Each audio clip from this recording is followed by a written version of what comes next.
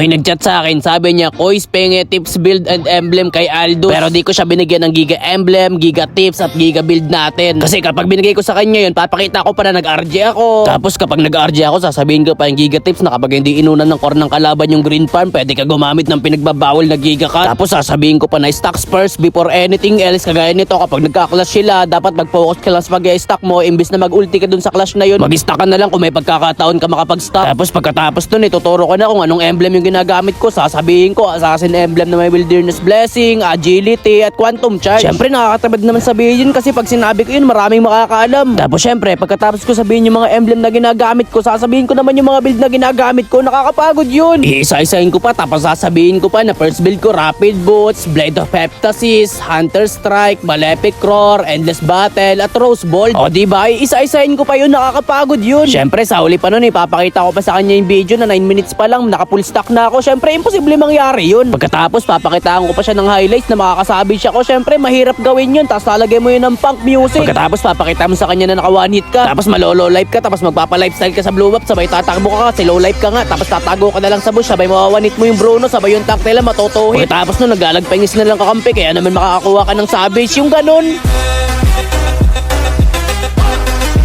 Siyempre, makasarili ako kaya naman di ko sa kanya sinabi yung mga ganung bagay. Para sa akin lang talaga yun. Kasi kapag sinabi ko yun, maraming makakaalam. Imbis na ako lang yung nakakaalam nun, maraming makakaalam kasi sasabihin din niya. Kaya para dun sa mga magtatanong sa akin, huwag na kayo umasa na sasabihin ko sa inyo yung mga giga tips, giga emblem at saka giga build ko. Dahil aasa lang kayo, hindi ko sa inyo sasabihin.